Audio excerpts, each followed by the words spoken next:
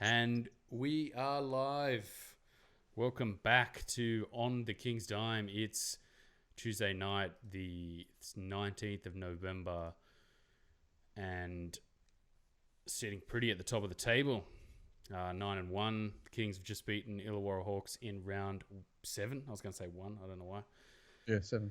And we're here to discuss. There's plenty to discuss about that game. There's plenty going on. Record-breaking. Yeah, man. Record-breaking stuff. Crazy stuff. Record-breaking crowd. It was pretty good. I suppose that doing it for a good cause helps people get out there and buy a ticket and go watch a game and have a pie and a sausage roll and good to get that money to the bushfire victims. I actually was on a plane back from Brisbane today, and I kid you not, it is burning in the air from Brisbane to Sydney. Fire there wasn't like in the air. Like you could see the smoke. Dude, there's shouldn't laugh because you and I was going to say something about it last week. Like you and I are pretty close to bushfire area, so there's definite chances that we this could happen to us. So I was it's pretty scary. Yeah, it's scary, man. It's just crazy. Literally, the whole state is just burning from the air. You can just see fire everywhere. So it's good to get that money out because a lot of people lost their houses and it is a shit go. But this was the round of the two prospects, Didi Louzada versus LaMelo Ball. Or that was what the kind of NBL pitched it as. Really, it was LaMelo Ball featuring a whole bunch of nobodies versus a pretty schmick Sydney Kings. It was kind of a meh game. It wasn't. Let's start with. That's a good place to start. Didi versus LaMelo. They were kind of hyping it up. This is and they weren't even on each other at all. Like Didi's not going to match up against LaMelo anyway. Really, at this stage of his career, the start that Didi's had with his injuries, he's had a little bit of a disrupted start, and he's kind of been a little bit second fiddle. Like he's not running that Sydney team, whereas LaMelo is. So, it's nice to see the NBL hype that up as, two next stars, how great's this? And the promo definitely was over the top. I feel like as a fan watching it, I was just like, just chill out. But again, I understand why they're doing it. Like, we're fans of the sport. They're trying to get people who, want to watch the sport who aren't fans like us talk about it and, live and breathe it. They want to get those guys through the gates, which was good. Obviously, 17,000 fans was fantastic, a record crowd. Let's talk about this Illawarra team, man. They're rubbish. Like, we did not play well in this game. And having watched it, I've watched it twice now, but both times I watched it in broken patches. Didn't get a chance to go out to the game. Got a 7-month-old, and we actually went out to the football, and that was a waste of time. She cried until halftime, and then we left, so it was a waste of time. But that was all right. But watching this game in broken patches, man, like we didn't play that well at all, and Illawarra just didn't even look like winning. Really, like they kept it tight, and it was bit of an average game. You're right. It was an average game. It's good seeing David Anderson play some minutes. Then he fouled out. After last week, he was tearing it up. And I was looking at it this week going, man, if Anderson gets in those cracks, that's kind of the type of player who plays mid-range and gets in Bogut's sort of zone and scores all over him. But he just fouled out, and it was like... He was in foul trouble after about 3 minutes, and some NBL refereeing at its finest again. Some bad calls. We'll talk. We'll save the ref rants because there's a few little ref things I want to talk about towards the end. But yeah. Some of these fouls. That team is just horribly put together. Makes no sense. Don't have the right imports. I mean, obviously, LaMelo Ball, great for the Illawarra, great for bringing money into the game, great for the hype. We'll talk about him in a minute because this is some interesting, I think, in the big schemes of the NBA. But other than that, the only other two players, Todd Blanchfield is obviously a solid player. Ogilvy is a good backup center. Anderson's great. He's like an old veteran, highest scoring Aussie in Europe ever. And then just nothing. And then just obviously they lost Brooks as well, so that sucks for them. Yeah, that sucks for them. But they haven't replaced him with anyone really, and it's just been the team's just a wipe. And it's kind of gotten to the point now that it's maybe so much of a wipe that they're talking about LaMelo leaving early as well because you don't want to. Yeah, you don't want to injure yourself. This team isn't getting to the finals. Why would he play? Why would he play? He's shown that he can run a professional team. He's just going to bail out mid-January, and the last 4 rounds are just going to be some youth players, which is cool. That's great to get their time and just be a transfer. I think that they really need to get rid of the coach. It's quite clear that he's just let LaMelo run this team without really thinking about the pieces that you want to put around him. LaMelo is a fantastic facilitator. He's a mutant point guard, sees the floor really well, but you haven't stretched the floor at all. Bad bigs, bad. Blanchfield hitting threes is good, but that's like the first game he's gotten hot in forever. And Emmett Na's not a shooter. It's hilarious trying to he's just Ben Simmons of the NBL. Yeah. Just doesn't want to shoot. Just does not want to score at all. There was one where he had at least probably 4 feet on Bogut to just put any kind of floater, and he kind of went up and then dribbled back. And I was just like, oh, just shoot the ball, man. Like, you open, just shoot it. Did not want to do it. Licensed shoot. Daniel Greed has been a bit of a yeah, not really. But he's more hustle than talent, really. Like, yeah, but you need if you've got LaMelo in the team, you just picked some really good shooters in the NBL, maybe and some good defenders, and then watch the facilitation happens. But they did not put that team together well. Anderson, I think, is a good veteran. They've obviously kind of shortened the rotation a little bit, but yeah, haven't put that team together well. And really, it's just kind of been the LaMelo hype train. And if he leaves, it's just. Oh, I hope he doesn't leave, man. Like, I mean, I hope he stays to the end. That's you want to kind of get him to do the road show and get some more exposure to the NBL. But it's also not really a great look for the NBL that this is our professional sport, and they couldn't. With him at your point, imagine if he got them to the finals, and how much more that's going to grow the game. And it's poor form of, I think, the Illawarra Hawks to put together a pretty shitty roster. But we'll just talk about LaMelo for a minute as well. Respond to that. Well, they haven't had the time really to put together any kind of roster, and they had some financial stuff last year. Beveridge leaving. If Beveridge was still there, maybe it's different. Rob Flynn's only a rookie. I think this might even be his first year as a proper head coach. So the circumstances aren't great. And front office stuff is also impeding the fact that they haven't put together a very good team. Aaron Brooks looked decent in preseason and looked like a guy that, despite, I think they're just poorly coached as well. Like, watching them kind of, there's no, like, they could use Josh Boone more. I don't rate Josh Boone that highly as an offensive player, but he has some, post skill in his locker, and a guy where you could go, all right, we get something going here. But LaMelo seems to just want to run pick and roll and shoot those floaters. So transition into Melo. Like, those floaters are good, but they were down 5 or 6 towards the end of that game, and he's coming off pick and roll and shooting these floaters, and you're just like, the dish up. Blanchfield is shooting the ball pretty well. Anderson obviously fouling out, and then LaMelo, I think, fouled out in the end anyway. Yeah.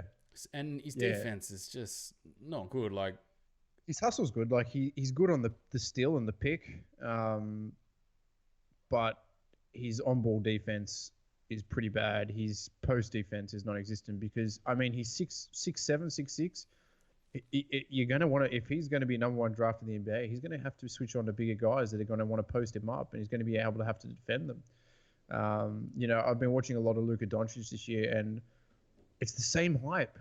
It's just like, yep, he's amazing talent. LaMelo Ball's an amazing talent. Better than his brother, probably, I would say, Lonzo. I think defender. Lonzo's probably got more of a CV, really, of things that he's done. He's got the college career, had a pretty decent college career, not great, but... And then he's done something, at least, in the NBA. Like, I look at LaMelo, and it's all kind of front-end loaded. Like, it's this new highlights generation. Like, yeah. I was looking at his highlights and the few floaters. Oh, floater game super strong. And I'm like, he airballed 2 floaters, and 2 of those were like pretty bad shots at a time when you were down 7 and you shot a floater. And there was no momentum to it at all. Like, I'm not...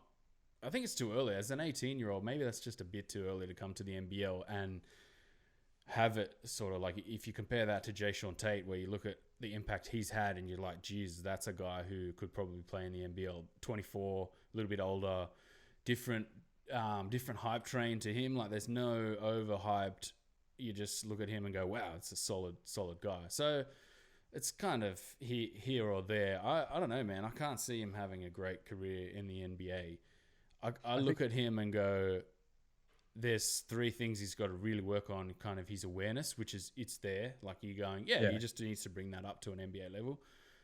His defensive ability is not good, and it's not even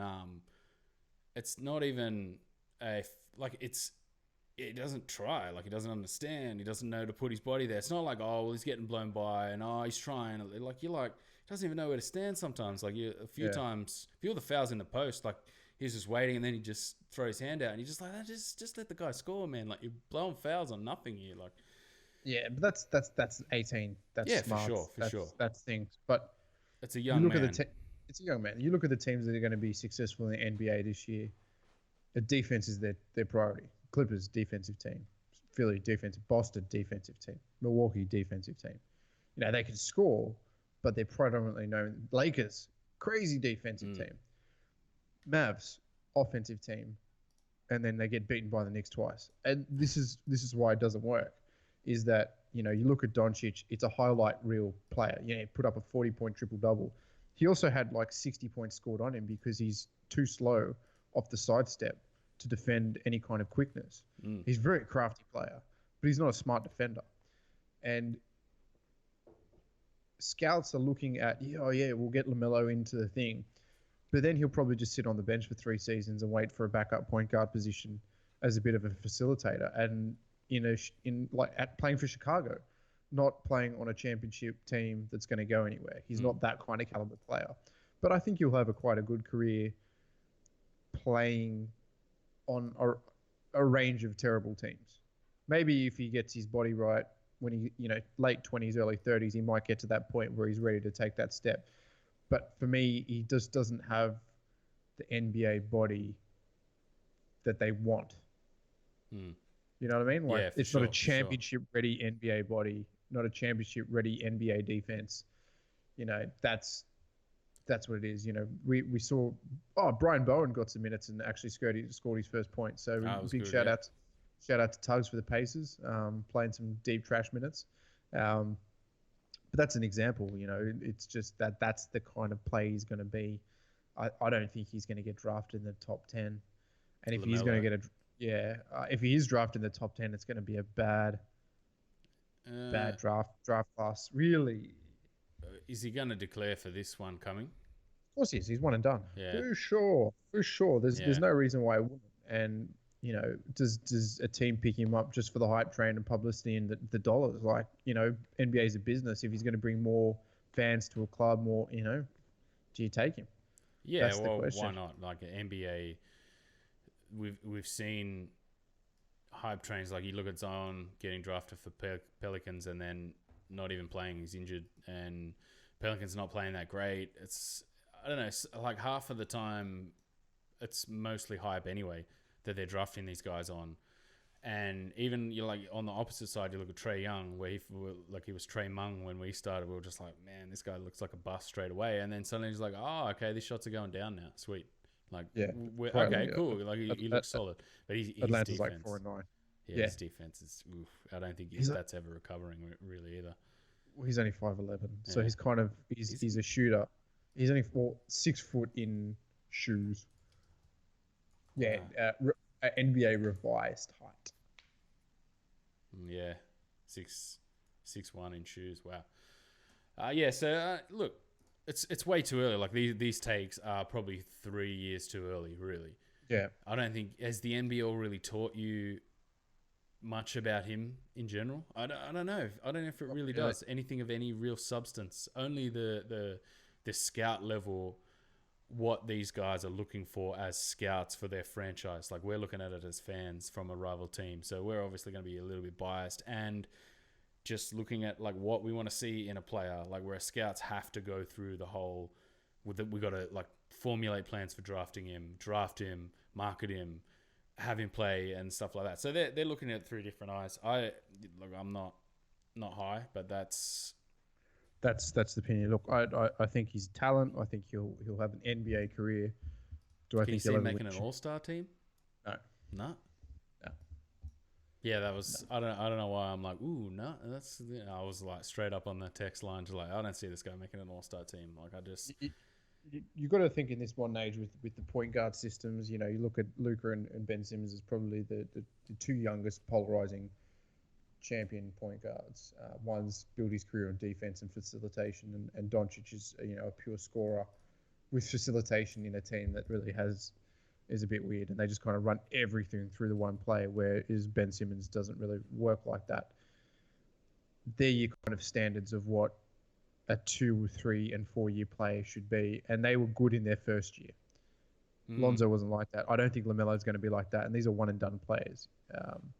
I don't think they're just of that caliber. I think that they're probably going to, rack up on a team, play some deep bench minutes, get some experience, maybe get their skills better. His shot mechanic for three is broken. It won't be successful in the NBA. He doesn't square his shoulder. It's a weird action like his brother.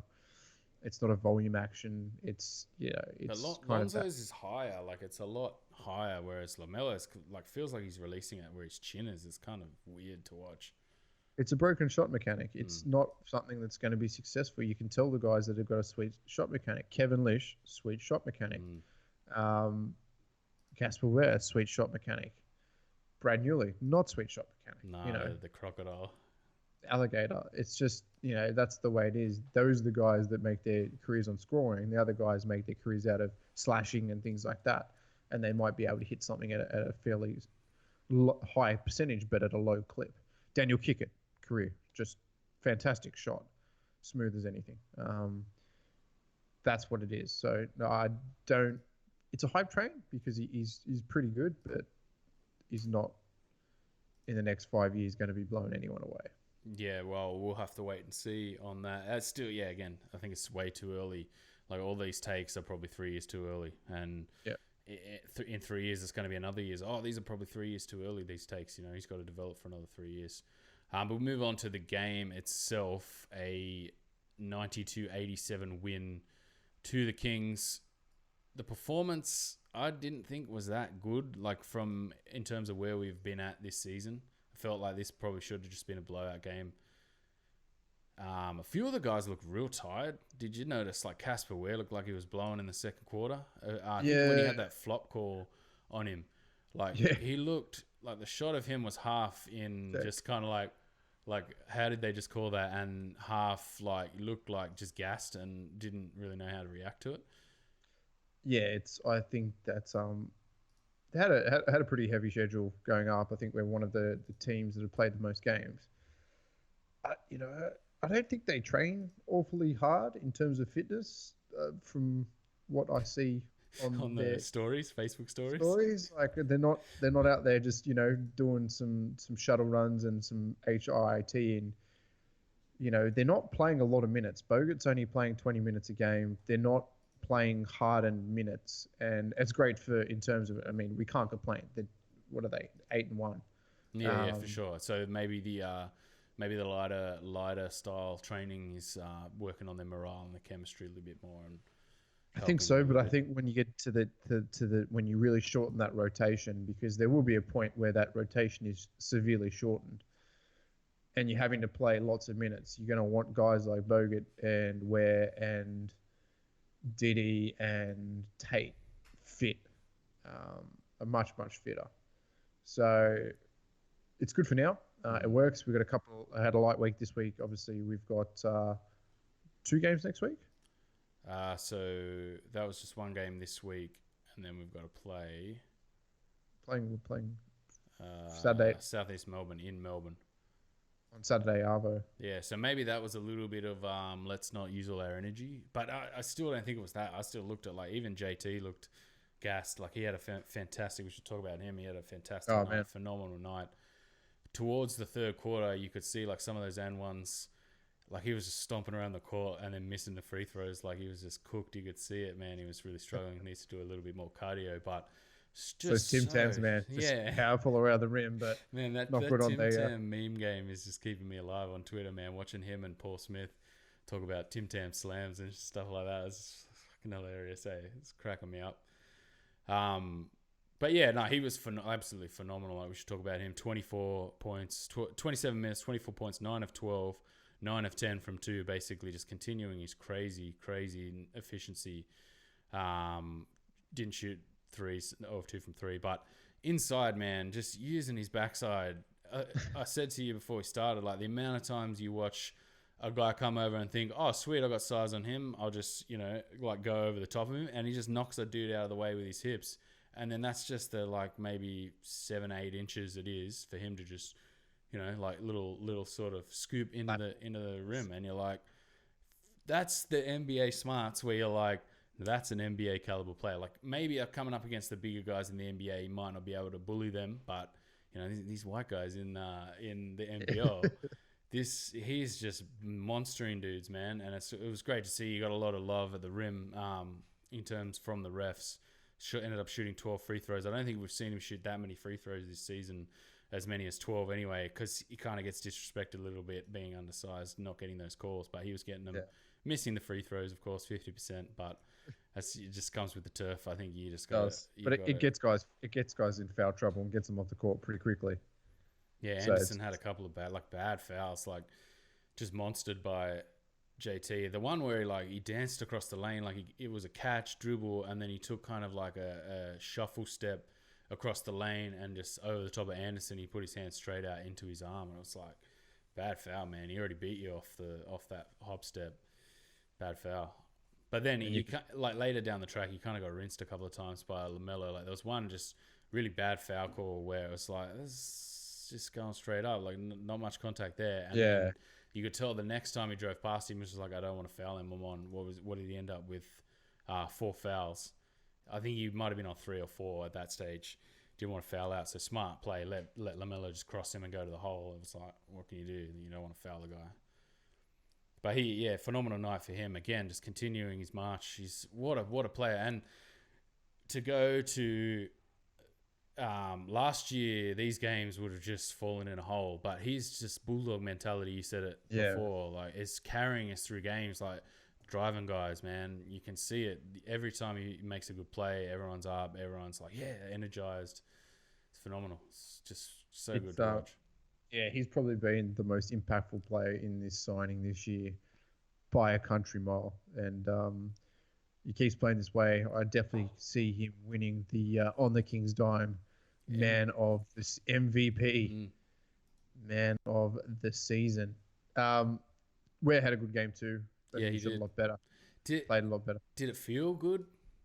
I still don't know how it feels, man. Subdued. It felt more pure and less jacked up shots. That's what I'm going to say. Felt like there was less jacked up shots in bad situations. It felt like he took the right shots and facilitated where he needed to. I think Moller didn't really score very well, but fuck man, he just goes. Yeah. He's the X factor that in that second unit that we just didn't have last year.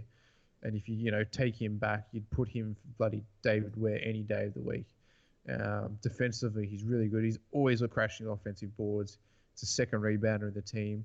He's around the rim pretty okay. Yeah. 3-point shots just fallen into dismal numbers. But 1 of 3, that's not bad. I'm happy with 1 of 3. If he shoots 1 of 3, I'm all right with that after he went 2 of 20. Yeah. I'm okay with him just going, just dial it back, 1 of 3. And if it's a confident 1, then sweet, you've done your job. Like, it's where he's going like 1 of 6, 1 of 7, where you're just like, tone it back. A little bit like Ware's 3 of 11. Still don't think it's probably 4 or 5 too many that, are not great shots. Yeah. A couple of chucks. There was that one where he had that flop called on him.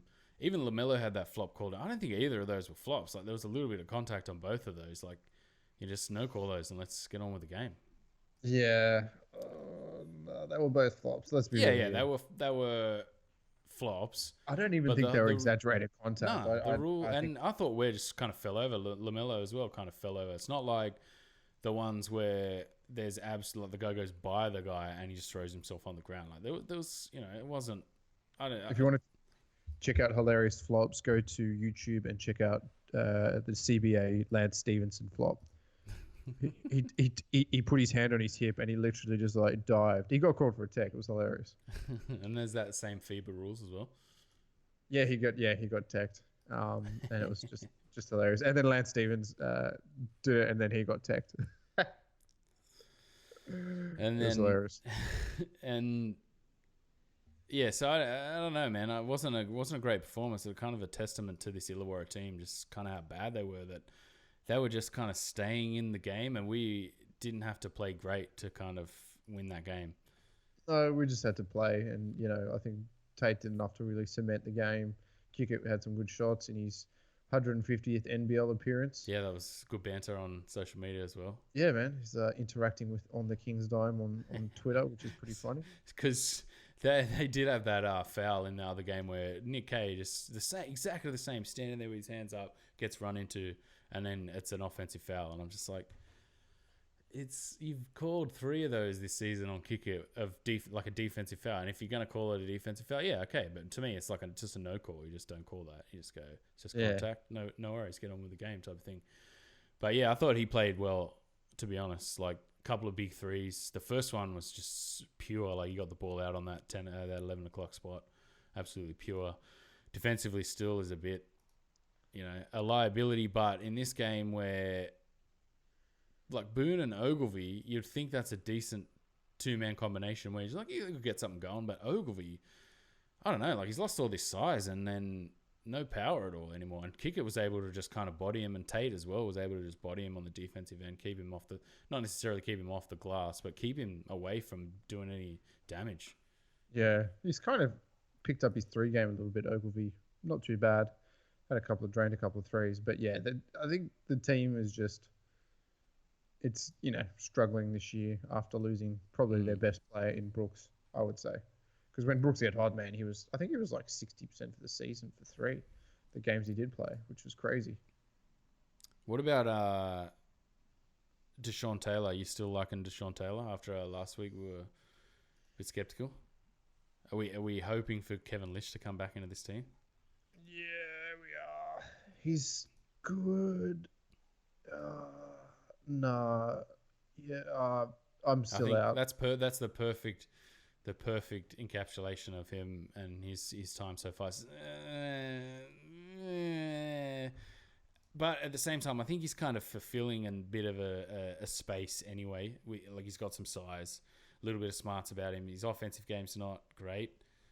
Defensively, not a bad handler.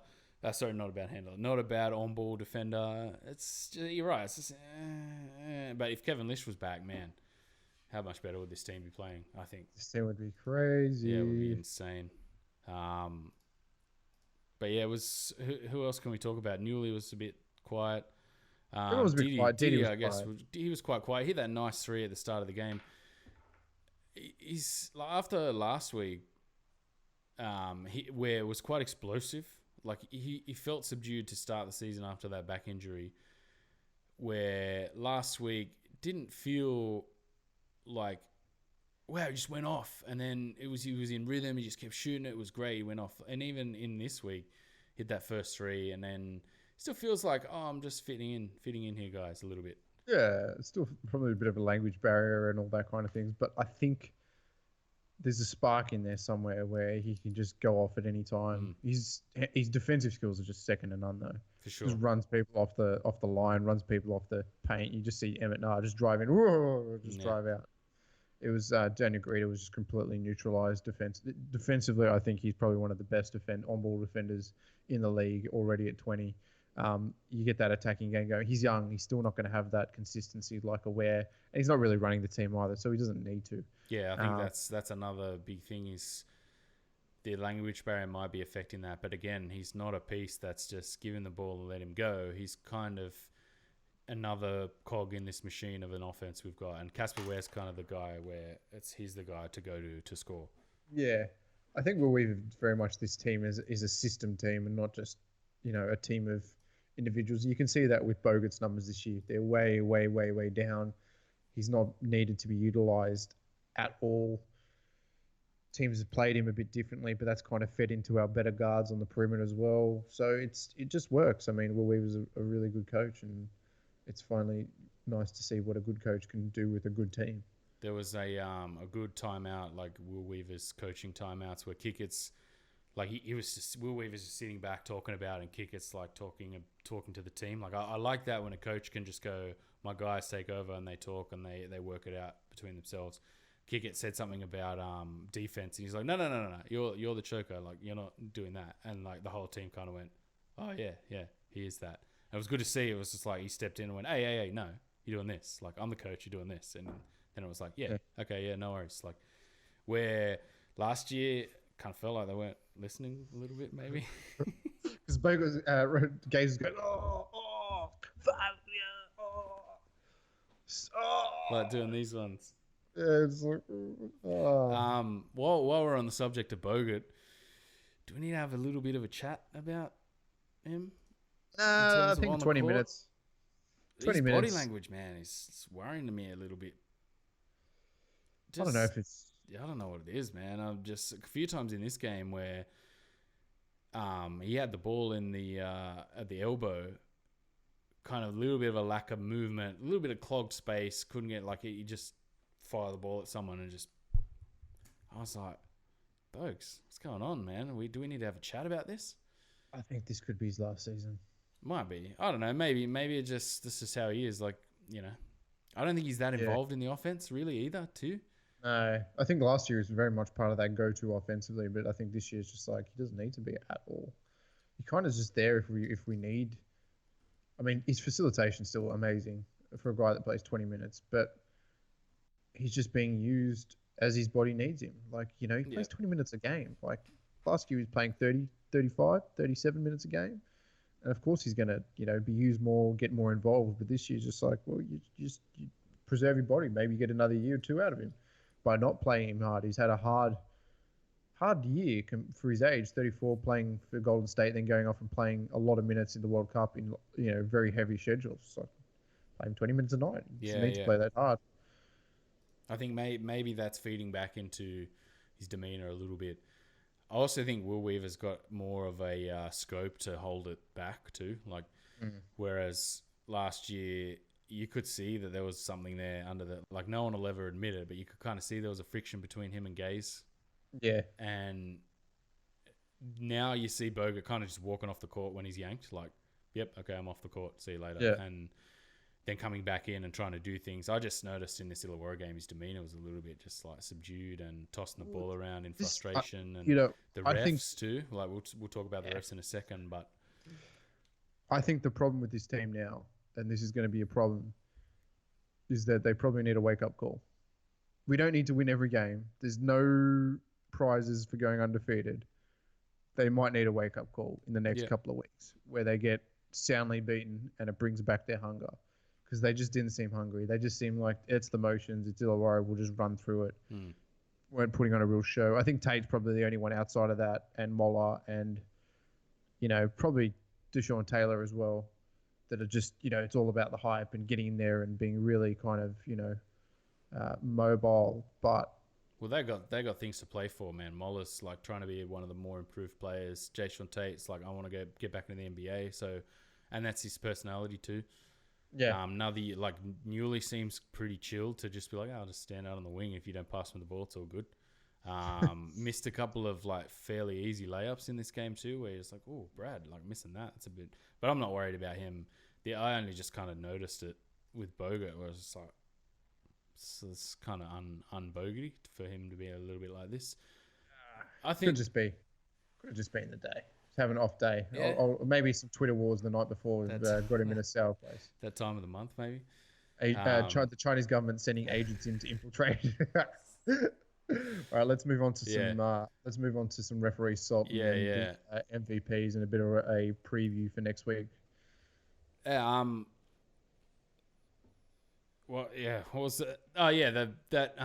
Just the amateur hour stuff, man. I felt like they disrupted the rhythm of this game, man. This is the NBL. They take themselves too seriously for what they do and their level of competence, and then they stop doing stupid things, call stupid fouls, and then get really happy, excited when they get to call it like an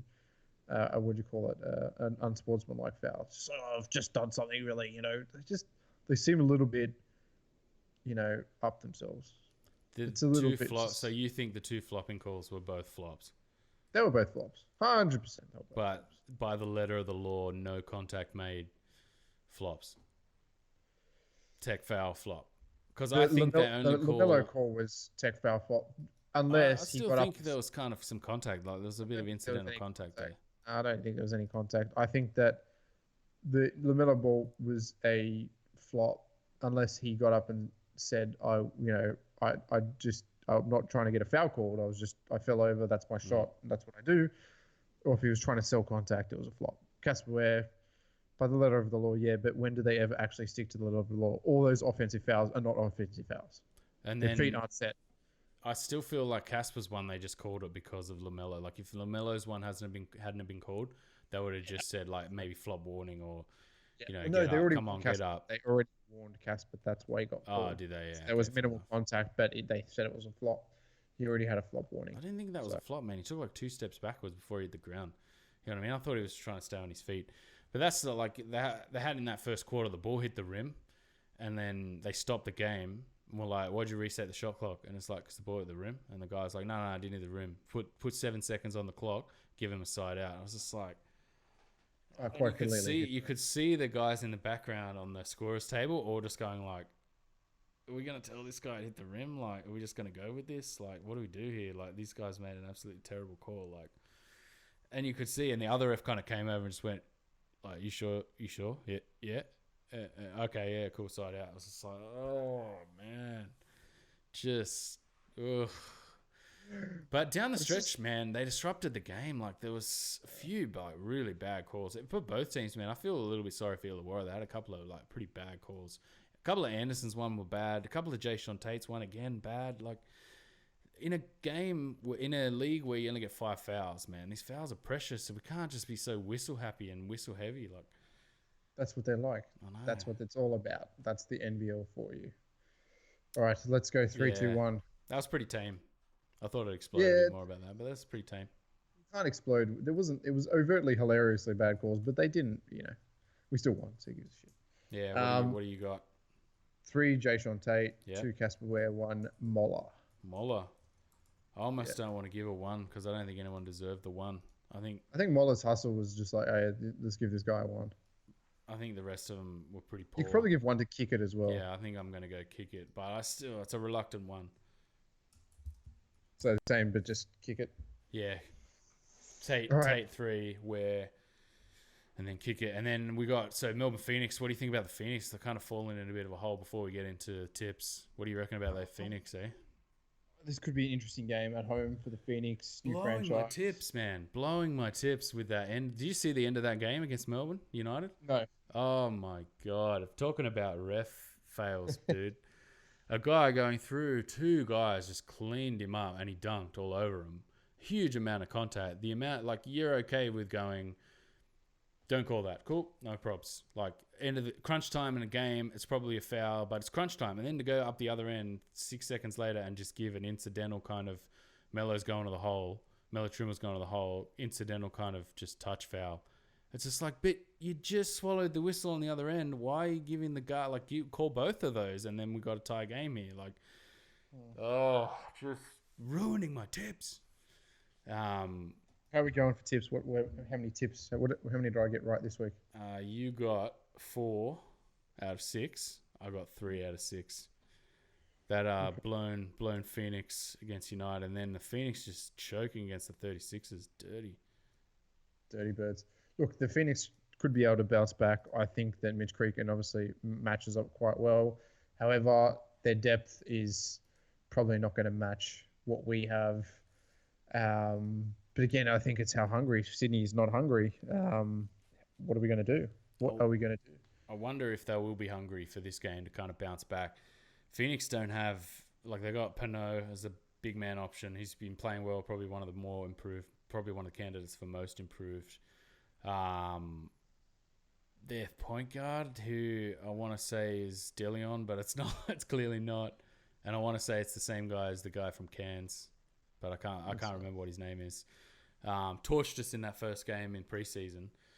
They had Ty Wesley, who's now injured, who kind of torched us as well, similar to Anderson, where he just like gets in those cracks and hits us in the mid range, where we kind of struggled the last couple of years.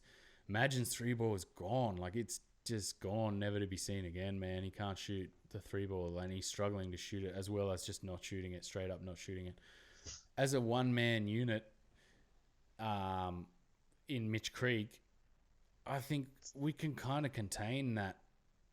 I think you put Lazada on him for most of the game. Or JT. Yeah, I think Lazard at 6'6" or 6'5", long, lockdown, young defender. JT probably gets blown by on the stop start, but I think Lazard is quick enough to match him. And then you got JT to free up anywhere else. Man, it's just defensively, this team just seems very solid, and I don't see how they can run past it unless they're not hungry. If they're not hungry, they'll get pipped. But if they're hungry, they'll take it. It's one of those games. Gibson off the bench has been shooting the 3-ball all right for him. Stevens, Roberson, that's who it is. I've got the box score from last game up here. Stevens, yeah, Pinot, I think you're not looking to have, a guy mainly. You're not going, Pinot, we've got to watch out for Pinot, guys. Kind of like if he puts a few putbacks in, you're going to live with that. Kyle Adnam's been playing all right for them, but still kind of suffering the same. He's just a little bit too small. A guy like Diddy's going to eat him up. Crockett and Benson, yeah, there's a little bit there, but mainly I think Gibson shooting the 3-ball is going to stretch the floor a little bit. Might be that one little wrinkle they throw at that second unit lineup with Kickett in it, stretching the floor. That might be somewhere. Maybe Bogut plays 30 minutes this game. Who knows? And then Roberson as well is always likely candidate to get hot. I can't believe that game he played, that first game in preseason. Shot the ball absolutely lights out. And then we're shooting the ball at like 55% or something like that, or 48% or some crazy amount. But he's kind of cooled off the last few weeks, so we'll have to wait and see. I think it'll be a good game, man. The Phoenix are a good team. They're in a rough form patch, which will continue if we beat them. I think that'll be 3 in a row, or maybe 4 in a row that they've lost. No, they're 1 in 4. All right, okay. 36ers at the Bullets to start. 36ers. I'm just going to go back to the round by round and just double check I've written these in right. Bear with me. Bullets at Nissan Arena, which is 36ers. Yep. You going Bullets? Sorry, 36ers. 36ers. Yeah. Where did they come from, man? Far out. Then 36ers are ruining my tips as well, beating the Phoenix the other night. Nice. Jerome Randall's been playing pretty good. I went 36ers as well. So Kings at the Phoenix. Kings. Wildcats at Taipans. Wildcats. Although Taipans are a bit of their bogey team. I'm going to go Taipans. Types, just to spice it up a little bit. Yeah, I'm going to Types. Bogey team. I'll go Wildcats just to because I'm absolutely getting drilled. That's a little sneaky outsider on the Wildcats. Bullets at Melbourne United. I'm going to go Melbourne. Melbourne, yeah, man. They're looking a bit deadly, eh? It was just that betting in of that Sean Long and then Melo Trimble shooting lights out with Goulding. I'll go United as well. 36ers at the Breakers. 36ers. Breakers are absolute trash. Breakers at 36ers. 36ers. So Breakers in Adelaide. 36ers. Yeah, Breakers trash. You got any more to say about that? No, just I think one of their imports, which is who's their new import? Glenn Rice suspended. Glenn Rice Jr. Yeah, he's bashing people, and I think one of the other tall blacks got done for getting too drunk and taking some steel knocks on a plane back from Perth. So he's out. I did see that, and then Rob Lowe broke his face. So it's all over for the Breakers, which is RJ Hampton can't. Yeah, man, RJ Hampton getting ejected. Did you see that too? That was crazy. Yeah, that's reference galore. Taipans at Hawks to finish it up. Hawks 2-0 against the Taipans this season. I am going to go Hawks. I'm going to go Hawks. I'm going to go revenge of the Taipans. Because the Taipans very quietly are just kind of putting it together. And that rounds it out. That's it. Cool. Do we need to talk about anything else? Is there anything else going on? No. I don't believe so. This is it. 10 games in now, 9-1. What are we're going to look at? 14 games in, we'll do the half-yearly checkup. Yeah, what's it, 28-game season? So that's still a few weeks away. So round 10. Around Christmas time, maybe the time we're Christmas holidays, we'll get a few people on, and they'll have time to watch. Indeed. All right, are you going to take us away with the catchphrase? All right, guys. Remember to like, share, and subscribe. Like us on Facebook if you've gotten this far. We very much appreciate your fandom and interacting with us. That's all good. And Like, share, subscribe, follow us on Twitter, and we will be back next week on the King's Dime. Remember to check out our NBA pod as well. Follow all the Aussies in the NBA, and even some in the G League. Old Sydney Kings alumni Isaac Humphries absolutely killing it for the Lakeland Magic. Nice. Doing very well. We've got 4 Aussies in the G League now, so that's Matermaker, William McDowell-White, and Dengadell. Dengadell's been rather quiet last couple of games. But yeah, Isaac Humphries, NBA's in his future. So I see that coming to fruition very soon. So yeah, remember to catch up, like, share, and subscribe. And we'll be back. We'll see you guys next time on the King's Time. Peace. Take it easy, everyone. See ya. Sure.